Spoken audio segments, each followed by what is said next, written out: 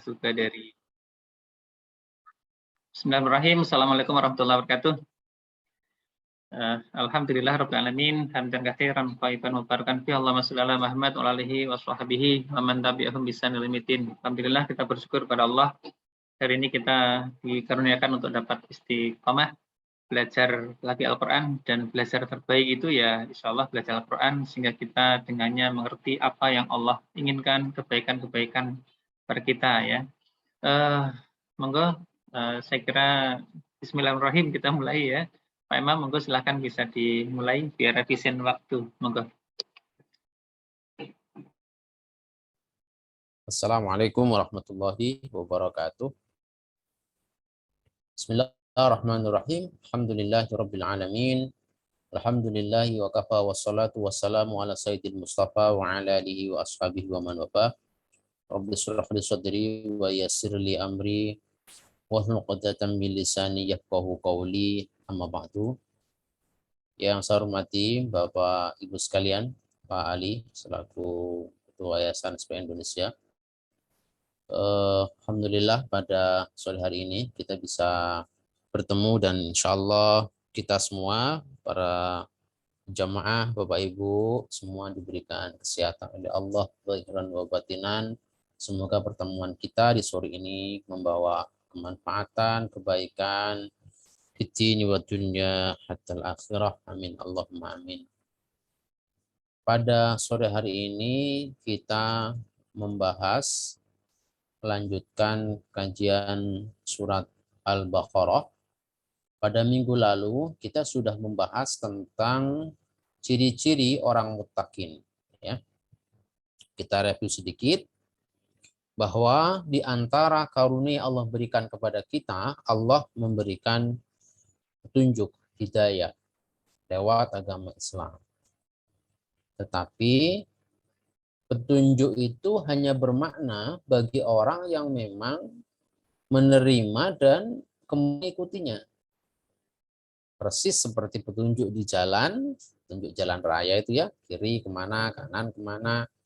Itu menjadi bermakna bagi orang yang memang punya niat untuk sampai pada satu tujuan, dan di saat kemudian dia membutuhkan petunjuk, saat petunjuk diperoleh, maka dia sangat bersyukur, berterima kasih, dan sungguh-sungguh mengikuti petunjuk itu. Nah, siapa mereka? Mereka adalah orang-orang yang bertakwa atau muttaqin. Ya. Kemudian cirinya apa al-muttaqin itu?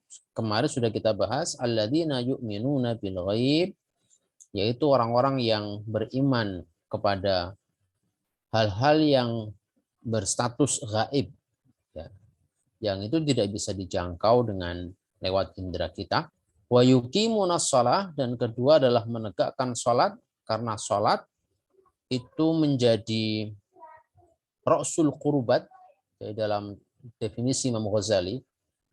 Pertama, sholat itu imaduddin. Ya, sholat adalah tiangnya agama. Man aqamaha faqad aqamaddin, yang menegakkan sholat maka tegaklah agama. Yang meninggalkan sholat runtuhlah bangunan agamanya. Yang kedua, sholat juga isomul yakin, menjadi benteng untuk menjaga keyakinan. Dengan sholat itulah keyakinan kita kepada Allah itu bisa terjaga dengan baik. Karena tujuan sholat adalah untuk dzikri, untuk ingat kepada Allah. Yang ketiga, sholat adalah ra'sul qurbat. Sholat adalah pangkal dari jalan untuk taqarrub ilallah. Karena menjadi pangkal, maka tidak bisa orang mengambil sisi-sisi pinggir tetapi meninggalkan yang pokok. Ada di kampung-kampung misalnya ya. Kalau di kalangan Nahdien itu ada tahlilan misalnya, ada zikiran dan seterusnya. Ada orang yang kalau zikiran dan tahlilan itu rajin banget. Datangnya pertama kali, pulangnya paling akhir. Tapi tidak sholat, tidak bisa. Ya, dengan cara seperti itu. Dia melakukan amal-amal kebaikan yang lain, tetapi sholatnya nggak dia lakukan, tidak bisa. Karena sholat adalah ra'sul qurba, dia pangkal dari segala jalan taqarrub ilallah. Kemudian sholat juga kafarat, penghapus dosa antara satu sholat dengan sholat yang lain. Maka ini menjadi sangat pokok bagaimana sholat. Yang ketiga adalah wa mimma razaqnahum yunfikun, dan dia menginfakkan segala macam rizki yang dikaruniakan Allah kepadanya. Yang rizki ini tidak hanya terbatas kepada definisi yang lazim orang pahami, rizki itu ya terbatas uang, harta, kekayaan, itu dianggap rizki. Padahal selain itu, kesehatan itu rizki, kekuatan itu rizki, jabatan itu juga rizki, akses itu juga rizki, jaringan itu juga rizki. Ya, semuanya bisa menjadi jalan untuk melahirkan banyak kebaikan-kebaikan, memberi kemanfaatan tidak hanya untuk dirinya, tetapi untuk orang lain. Nah, berikutnya adalah ayat berikutnya. Walladzina yu'minuna bima unzila ilaika wa ma unzila min qablik wa bil akhirati hum yuqinun. Walladzina yu'minuna, dan orang-orang yang mereka meyakini, beriman, bima unzila ilaika, bima terhadap apa-apa, unzila yang diturunkan ilaika kepadamu wahai Nabi Muhammad. Maknanya yusaddiquna bikulli ma ji'ta bihi anillah. Mereka membenarkan kepada semua hal yang engkau sampaikan yang itu datang dari Allah. Jadi orang-orang yang muttaqin itu membenarkan semua yang datang dari Rasulullah yang diperoleh dari Allah. Ya secara umum pokoknya adalah Al-Quran, dan yang kedua adalah As-Sunnah. Jadi mereka membenarkan seluruhnya. Tidak ada yang kemudian ditinggal atau dikecualikan. Pada saat Rasulullah berdakwah di Mekah,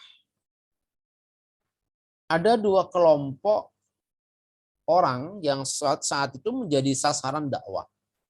Yang pertama adalah orang-orang yang memang tidak punya keimanan terhadap kitab-kitab sebelumnya. Mereka adalah para penyembah berhala ketika itu.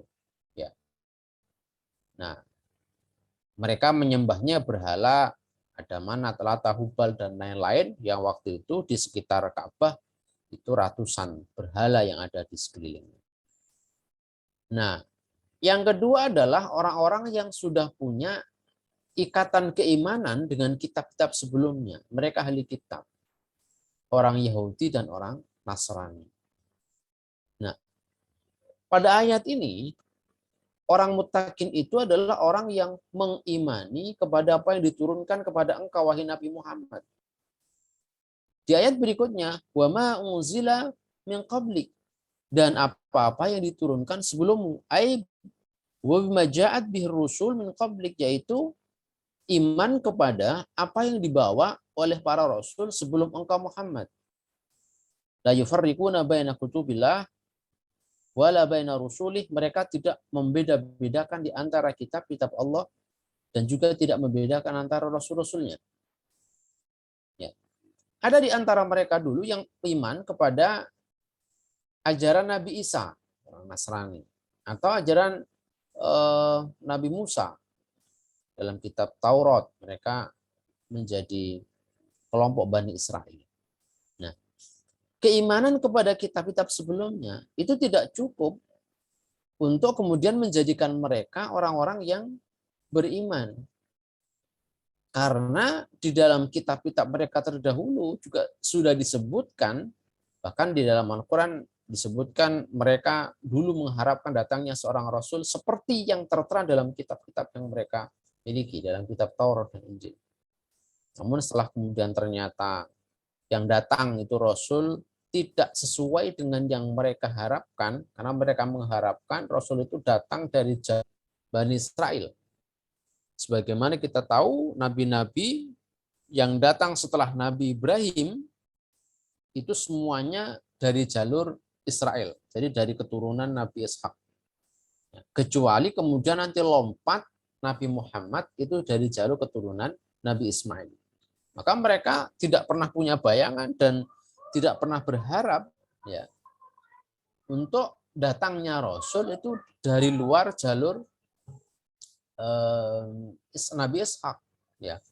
Maka begitu datang Nabi dari jalur Nabi Ismail, mereka tidak terima. Nah, sebab itu di dalam ayat ini menghadapi dua kelompok itu, orang-orang yang penyembah berhala, mereka bisa menjadi beriman, ya kalau syaratnya dua, yu'minuna bima unzila ilaika, beriman kepada yang diturunkan kepada Muhammad, dan juga beriman kepada yang diturunkan kepada nabi-nabi sebelumnya. Dengan beda-bedakan. Artinya apa? Kitab Taurat, yaitu diimani dan diyakini itu dari Allah yang diturunkan kepada Nabi Musa. Kitab Injil kepada Nabi Isa. Kitab Zabur kepada Nabi Dawud. Dan suhuf-suhuf yang diturunkan kepada para nabi. Nabi Ibrahim itu mendapatkan suhuf, lembaran-lembaran yang Allah turunkan kepada beliau. Nah, itu diimani. Nah, itulah dua kelompok yang ada ketika itu di Mekah yang dihadapi oleh Rasulullah. Sehingga di sini disebut bahwa syarat keimanan mereka itu mensyaratkan dua-duanya. Ya. Nah, kalau yang ketiga ya, wabil akhiratihum yuqinun. Dan mereka dan terhadap akhirat mereka ini mengimani. Wa ya'taqiduna i'tiqadan jaziman. Mereka mengiktikadi, meyakini dengan keyakinan yang kokoh. La yulabismu syakkun au irtiab, tidak dicampuri dengan keraguan-raguan, ya, kegalauan bidaril akhirah terhadap adanya hari akhirat atau desa akhirat, ya, masa atau tinggal akhirat. Allati tatlud dunya, yang datang setelah dunia. Bima fiha min ba'tsin, apa di dalam kehidupan akhirat itu ada peristiwa al-ba'ts, yaitu kebangkitan manusia. Mereka yakin bahwa manusia itu kelak akan dibangkitkan kembali. Ya, yang dalam Al-Quran disebutkan beberapa kisah yang menggambarkan tentang kebangkitan itu sesuatu yang nyata betul dan akan terjadi. Pada kisahnya Ashabul Kahfi misalnya, 309 tahun ditidurkan. Lalu pada kisahnya salah seorang umat, kalau tidak salah Nabi Musa, ya, umatnya Nabi Musa yang tidur selama 100 tahun. Ya, makanannya utuh tetapi keledainya sudah hancur tinggal tulang belulang. Kemudian juga pada kisah Al-Baqarah di awal kita sudah membahas bagaimana orang yang telah mati itu kemudian bisa dibangkitkan hidup kembali untuk memberikan persaksian tentang orang yang sudah membunuhnya, ya, dalam kisah Bani Israel. Kemudian dia menyembelih seekor sapi. Ya, yang kedua jaza, adanya pembalasan di akhirat. Ya, karena kalau kemudian akhirat ini tidak ada, maka betapa kemudian keadilan itu tidak terwujud. Kalau pembalasan di akhirat tidak ada, maka orang yang paling mendapatkan banyak bagian kenikmatan dan kebahagiaan di dunia itu ya orang-orang jahat yang di dunia tidak lagi mengindahkan tentang baik dan buruk, semuanya kemudian diperturutkan nafsunya. Maka merekalah yang paling banyak mendapatkan bagian yang bisa dinikmati di dunia. Sementara orang-orang yang menahan diri karena berbagai alasan, baik komitmen maupun karena alasan keterbatasan, itu tidak bisa mendapatkan bagian kebahagiaan yang sepadan. Ya, maka akhirat itu menjadi tuntutan keadilan yang memang menjadi tempat untuk mendapatkan balasan yang setimpal. Buruk dibalas buruk, baik dibalas baik. Wa jannah wa nar, ada surga, ada neraka. Itu diyakini. Wa hisab, adanya hari perhitungan. Wa mizan, adanya timbangan. Wa innama summiyat darul akhirah li'annaha ba'da dunya. Akhirat dinamakan darul akhirah. Kenapa disebut akhirat? Karena dia datang setelah dunia. Setelah dunia datang dia belakangan, maka disebutkan akhirat, ya, belakang. Nah, mereka inilah yang punya sifat-sifat ini, beriman kepada yang gaib, yuqimunas shalah, menegakkan salat, kemudian dia menginfakkan harta yang dimiliki, bukan harta ya, rezeki yang dimiliki, beriman kepada kitab secara utuh, ya, baik kitab yang datang pada Rasul maupun juga sebelum-sebelumnya, dan mereka yakin betul dengan kehidupan akhirat, dengan segala informasi, kejadian dan peristiwa yang akan dialami atau yang akan terjadi pada saat kehidupan akhirat. Nah, merekalah ulaika ala hudam mir rabbihim, merekalah ulaik al-muttasifun bima taqaddam, yang memiliki sifat-sifat sebagaimana disebutkan sebelumnya, minas sifatil jalilah, dari sifat-sifat yang mulia tadi, ala nur wa bayan wa basirah minallah. Merekalah yang mendapatkan nur, cahaya, ya, kemudian penerang, mendapatkan kejernihan, mendapatkan basirah, mata hati dari Allah. Ya, ala hudan mir rabbihim, ala hudan. Kalau di dalam pembahasan, kalau dolal, ya, itu dalam Quran disebut fi dolalim mubin, pakai kata fi itu dhorof itu satu kata yang menunjukkan satu tempat, ya, tertentu. Nah, sini kalau disebut dolal itu dia orang terjerembab, terjerumus dalam satu tempat yang dia menjadi sulit untuk kemana-mana, ya. Tapi kalau ala itu diangkat, orang mendapat petunjuk, itu mendapat nur, mendapat bayan, mendapat basirah, itu diangkat oleh Allah dengan kemuliaan, ya. Wa ulaika humul muflihun. Merekalah ulaika humul fun, merekalah orang-orang yang beruntung, bid darajatil aliyah, dengan derajat yang tinggi, fi jannatin na'im, di surga yang penuh dengan kenikmatan. Humul muflihun. Di dalam bahasa Arab, ya, ada istilah atau ada kata falahun. Falah itu artinya petani. Satu akar kata dengan muflih. Ya. Jadi kata muflih itu menunjukkan ada konotasi dengan gambaran bertani, proses bertani.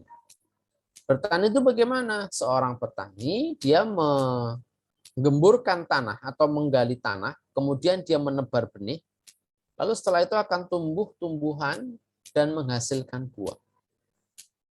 Orang-orang yang beruntung di akhirat itu gambarannya seperti orang di dunia itu yang dia mengtanah, menebar benih, yaitu orang beramal di dunia ini. Ya, orang menggali tanah, menebar benih. Setelah itu kemudian apa yang akan dia dapatkan? Al-muflih, orang yang beruntung itu seperti petani, satu benih yang ditanam, begitu kemudian tumbuh, maka Allah akan membalas, ya, tumbuhan yang semula berasal dari satu benih itu menjadi 10, bahkan 100, bahkan sampai 70, sampai 700 kali. Ya, 700 lipat. Itulah perbandingan antara balasan amal dunia dengan balasan amal akhirat. Itulah orang-orang yang beruntung. Al-muflih, ya. Seperti kita menyaksikan misalnya kalau kita menanam padi, ya, satu butir padi yang kemudian ditanam lalu menjadi besar, tumbuh, ya, itu bisa menghasilkan entah berapa butir, ya, satu tangkai itu. Ya, satu tangkai batang padi. Itu banyak. Jagung, ya, jagung dari satu biji itu kemudian dia tumbuh menghasilkan satu tongkol jagung itu, ya, itu kalau kemudian dihitung itu menghasilkan berapa ratus, ya, biji jagung. Nah, gambaran orang yang beruntung itu begitu. Jadi dia di dunia itu ibarat menebar satu benih saja, dia beramal, Allah membalas amal kebaikannya dengan berlipat-lipat dalam jumlah yang sangat besar. Ya, sebanyak sampai kemudian 700 kali lipat Allah itu membalas. Dan itulah gambaran orang-orang yang beruntung, seperti petani yang menebar satu benih dan dia mendapatkan hasil yang berlipat ganda. Itulah akhir, ya, akhir dari satu penggal, ya, satu penggal dari firman Allah di awal surat Al-Baqarah ini. Yang ini biasa untuk kita hafal, ya, karena awal surat Al-Baqarah sampai dengan ulaika humul muflihun itu menjadi bagian dari zikir yang dibaca pagi dan sore. Ya, dari mulai alif lam mim dzalikal kitabul la raiba fih sampai terakhir ulaika ala hudam mir rabbihim wa ulaika humul muflihun. Maka sepantasnya kita juga menghafal, ya, menghafal bagian pertama dari beberapa ayat di awal surat Al-Baqarah. Selain nanti akhir surat Al-Baqarah ya, yang lillahi ma fis samawati wa ma fil ardh ya sampai akhir. Itu juga menjadi bagian dari zikir harian yang mesti kita baca di pagi dan sore hari. Kemudian di bagian akhir disebutkan al-balaghah. Tadammanatil ayah al-karimah wujuhan minal bayan wal badi' nujizu fi ma yali. Balaghah itu aspek sastra. Jadi ayat-ayat yang mulia ini mencakup beberapa aspek dari aspek bayan, kejelasan makna, wal badi' keindahan yang bisa kami ringkas sebagai berikut. Pertama al-majaz al-aqli. Hudan lil muttaqin, asnad al-hidayah al-Qur'an huwa min al-isnad lis-sabab. Wal hadi fil haqiqah huwa Allah rabbul alamin fa fihi majazun aqli. Di dalam sastra itu namanya majaz aqli. Ya. Di dalam firman Allah hudan lil muttaqin ya. Ini hidayah itu disandarkan kepada Al-Qur'an. Ya, padahal sebenarnya yang memberi petunjuk itu adalah Allah. Allah Rabbul Alamin. Nah, ini saya kira yang sifatnya sastrawi ini ya. Kita pahami secara literal ya. Saya juga dalam aspek sastrawi ini masih harus belajar lagi. Kemudian yang kedua al-isyarah bil ba'id anil qarib. Yang kedua ada isyarat untuk menunjuk yang dekat tetapi dengan kata-kata yang jauh. Ya.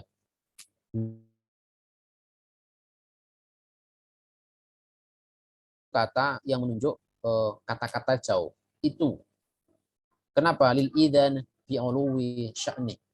Itu untuk menunjukkan tentang ketinggian atau kemuliaan sesuatu. Ya. Jadi disebut itu karena kemuliaannya, bukan ini tapi itu. Ya. Wa ba'da martabati wa ba'da martabati fil kamal, dan juga karena ketinggian kesempurnaannya. Ya. Fanuzzila bu'dul martabah manzilatal bu'dul hissi. Maka kemudian jauhnya, tingginya yang apa? Jauhnya derajat yang begitu tinggi itu kemudian diungkapkan dengan indrawi, sehingga disebut dengan itu, ya, itu. Ya, karena biasanya kalau barang tinggi, barang yang istimewa tinggi itu kan pasti di atas ya. Kita menyebutnya ya itu. Kalau bahasa Indonesia cocok enggak kira-kira kalau kita analogkan di Indonesia. Jadi kalau dekat itu ya sesuatu yang mulia itu kalau Jawanya meniko ya. Meniko. Jadi bukan niki tapi meniko. Nah, itu lebih menunjukkan kemuliaan. Nah, ini aspek kebahasaan ya. Kemudian takrarul isyarah, pengulangan isyarat, ulaika ala hudan wa ulaika humul muflihun. Ya. Di dalam ayat akhir tadi ada penyebutan ulaika ala hudan. Ada ulaik. Lalu disebutkan juga ulaika yang kedua. Lil inayah bi sya'nil muttaqin waji'a bid dhamir hum liyufidul khasr karena qala hum al muflihun la ghairuhum. Ya, ini untuk menunjukkan tentang keutamaan ya, karakteristik orang-orang muttaqin, dan disebutkan hum di kedua ini setelah ulaika yang pertama, di belakang ada hum. Hum itu kata ganti dhamir orang ketiga jamak mereka ya. Maknanya apa? Untuk membatasi al-hasr, seolah dikatakan hum al-muflihun, merekalah orang-orang yang beruntung. La ghairuhum, tidak ada yang lain. Kira-kira gitu ya. Ya, la ghairuhum. Al-hasr itu mana begitu. Hanya mereka lah orang-orang yang beruntung, tidak ada yang lain. Nah, ini makna hum di dalam pengulangan ini, sehingga ulaika ala hudam mir rabbihim wa ulaika humul hanya mereka lah ya, terbatas mereka lah orang-orang yang beruntung. Kalau di luar itu bagaimana? Nggak beruntung gitu. Maka kalau mencari keberuntungan ya ini jalannya gitu. Ya masuk kelompok ini, kalau yang lain tidak beruntung gitu. La ghairuhum. Kemudian apa ini?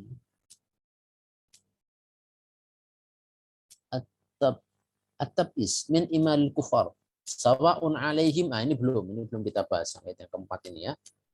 Belum kita bahas. Nah, saya kira itu ini innalladzina kafaru ya. Ini yang disebutkan di dalam bagian ini. Innalladzina kafaru sawa'un alaihim, ini ayat yang ke-6 yang berikutnya. Baik. Oke, saya kira sudah jam 19:02. Ya, saya kira untuk malam ini kita cukupkan sampai dengan ayat yang kelima ya. Ulaika humul muflihun. Sampai di situ. Demikian yang bisa kita bahas pada malam hari ini. Mungkin masih ada beberapa waktu sebelum kita akhiri. Sekiranya ada yang akan kita diskusikan. Persilakan. Monggo, Pak Imam turun.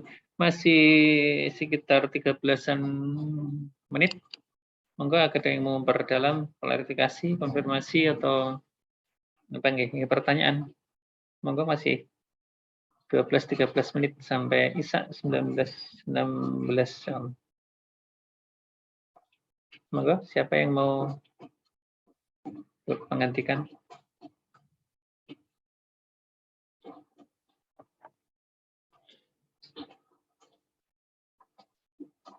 Ada? Tering?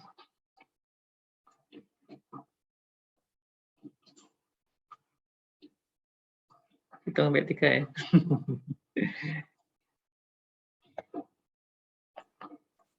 Belum ada? Ada Pak Ustadz. Oke, monggo Pak Bayu. Ada yang banyak. Gini Pak Ustadz Imam. Saya tuh tentang tadi masalah sebenarnya Assalamualaikum ya warahmatullahi wabarakatuh. Sebelumnya tuh waktu itu saya pernah melihat tentang kisah Nabi Rasulullah Nabi Muhammad SAW. Itu ditentang sama dari berbagai kaum, terutama mungkin dari Arab Saudi. Nah, padahal itu menarik yang saya tonton di judulnya tuh Prophet of Nabi Muhammad ya. Nah, mungkin ya saya ingin menanyakan sama Pak Ustadz, kalau kita melihat dari ceritanya Prophet of Nabi Muhammad itu kita secara gamblang kita bisa tahu kehidupan Rasulullah pada saat dia lahir, turunnya pada saat ketika ada nur atau cahaya pada di malam hari itu ya, pada situ ada si kakeknya Nabi Muhammad. Nah, itu kita bisa melihat dengan jelas kehidupan dia sampai di akhir hayatnya dia meninggal. Nah, namun beberapa yang di tayangan atau film Prophet of Nabi Muhammad itu menyalahi bahwa terlihat ada sesosok ibaratnya tergambarkan begitulah Pak Imam. Jadi walaupun mungkin di aktornya itu tuh tidak melihat secara muka secara persis, tetapi kadang-kadang suka terlihat dari sisi samping. Kalaupun dari depan dia ditutupin oleh kayak kain gitulah. Intinya tidak boleh dibuka. Tapi itu jadi kontroversi lah, film itu menjadi tidak boleh dilihat gitu. Tapi kalau menurut saya pribadi, saya bukan melihat dari sosok Nabi Muhammadnya yang kita lihat secara fisikly ya, tapi melihat dari secara ceritanya itu. Dengan kalau kita membaca kitab atau apa tuh mungkin kita agak-agak bingung kalau tidak menanyakan sama orang yang lebih ahli. Tapi ketika melihat film itu, oh begini kisahnya. Oh, sampai bajunya aja tuh bahwa hadisnya pernah mengatakan bahwa kain sutranya itu kain apanya yang dipakai oleh Nabi Muhammad itu malah disobek benar. Ternyata benar, di situ dikisahkan juga ada gitu.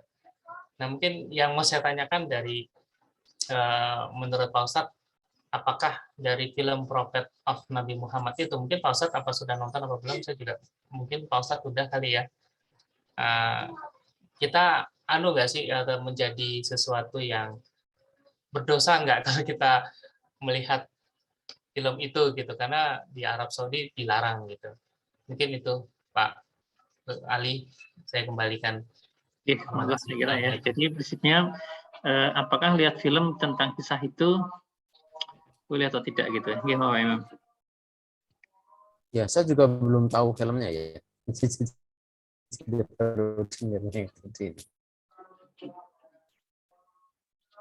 Tentu ada alasannya. Ya. Saya juga belum tahu sebab larangannya apa, tapi kemungkinan ya kalau melihat gambaran tadi, mungkin karena di situ tergambarkan sosok Nabi Muhammadnya, entah dari sisi samping, entah dari sisi mana gitu ya. Nah, penggambaran itu pasti kemudian distorsi ya. Ketika kita kemudian memuliakan Rasulullah dengan kemuliaan baik secara akhlak, secara fisik, ketika kemudian itu diekspresikan dalam satu bentuk gambar tertentu, entah dengan cara apapun ya, apakah dengan dilukis ataukah kemudian dengan cara di peran pengganti ya misalnya ya, itu tentu adalah distorsi yang tidak bisa mewakili ya. Dan kalau kemudian itu dipandang sebagai kebenaran, kayak begitulah wajah Rasul, ini kan pendustaan namanya kan gitu. Itu kan pembohongan. Ya, padahal kita tentu tidak boleh untuk kemudian berbohong atas nama Rasulullah ya. Kemudian seolah-olah Rasul itu ya kayak begitu itu. Fisiknya, tinggi badannya dan sebagainya kan gitu. Ya makanya kemudian tidak ada yang kemudian tidak diperbolehkan untuk menggambarkan sosok Rasul seperti apa, karena tidak bisa digambarkan ya. Di rekonstruksi misalnya kayak orang yang bisa mereka wajah dan sebagainya, tidak bisa digambarkan. Dan karenanya kalau itu ada penggambaran pasti tidak sesuai dengan faktanya, pasti terjadi distorsi. Nah ini, nah sebab itu kemudian tidak boleh. Saya kira kok mungkin di antara sebab larangannya itu karena menampilkan gambar-gambar itu, baik tinggi badannya misalnya dan seterusnya. Nah, terus bagaimana? Ya, kita meyakini dan mempersepsi keberadaan dan keagungan Rasulullah ya berdasarkan riwayat. Ya. Menggambarkan pada riwayat, dan itu lebih secara hukum ya bisa dipertanggungjawabkan karena riwayatnya begitu ya, tentang bagaimana cara jalan Rasul misalnya. Tapi kalau kemudian digambarkan dalam satu bentuk yang terbatas ya, namanya visualisasi itu kan pembatasan terhadap konsep kan, apalagi film. Saya masih ingat dulu ketika zaman saya masih kecil ya, mungkin seusia dengan Pak Ali lah gitu. Kita dulu pernah ada sandiwara radio, sahur sepuh gitu ya, dan Brahma Kumbara, kemudian apa itu, Nini Pelet gitu. Itu kalau dengerin radio itu keren banget itu. Bayangannya keren kan gitu. Jadi kita berimajinasi dengan sangat luar biasa. Saya kecewa betul ketika lihat filmnya gitu. Lihat filmnya kok Brahma Kumbara kok cuma kecil model begitu kan, itu nggak keren banget nih. Nah, maka yang namanya visualisasi itu kan distorsi. Kecuali sekarang ya, orang sudah ada kamera, kemudian ada orang punya bisa ditangkap dengan HP dan sebagainya. Nah, itu mengalihkan objek ya, mengalihkan objek. Kalau zaman dulu tidak ada, makanya kemudian tidak bisa diperbolehkan. Yang saya kira itu komentar yang bisa saya sampaikan, karena saya juga belum lihat filmnya ya, dan juga tidak mengikuti tentang kasus pelarangannya itu seperti apa. Mungkin begitu, Pak. Ya, Mas Pak Imam. Jadi kalau kita perhatikan itu berarti ada dua hal. Yang pertama distorsi karena visualisasi. Boleh jadi itu justru mengurangi kemuliaan beliau ya. Jadi yang digambarkan itu betul-betul nggak boleh. Kedua juga saya kira dari kevalitan Pak Imam. Kevalitan artinya apakah yang dikisahkan itu betul-betul valid ya, sahih maksudnya. Karena apa yang beliau ucapkan, beliau lakukan, dan beliau biarkan itu kan menjadi dasar, menjadi hukum. Nah, kalau ada distorsi di situ, mungkin juga boleh jadi ya kebohongan juga tadi.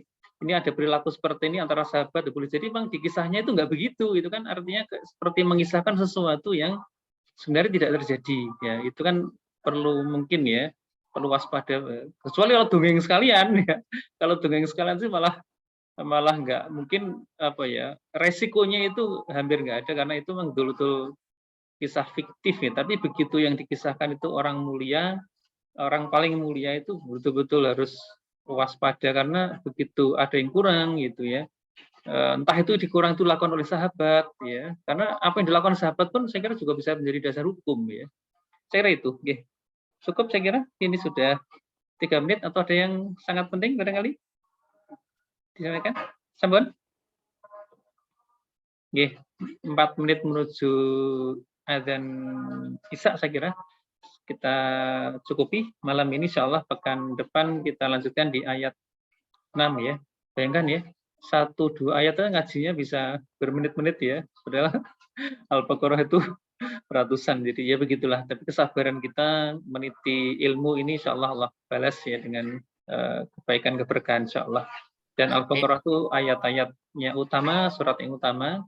Dan tentu Allah sudah memberikan rahasianya bahwa kenapa disusunan itu ke awal ya. Karena susunan Al-Quran itu kan bukan kreasi Nabi juga, itu kan atas wahyu juga bahwa mana yang ditempatkan di urutan ini, mana tempatkan itu. Nah, kenapa Al-Quran saya kira ada banyak kemuliaan dan alhamdulillah kita bisa belajar banyak, terutama di pokok-pokok keimanan nih, dari ayat-ayat awal sampai 5 ini dan ayat seterusnya saya kira.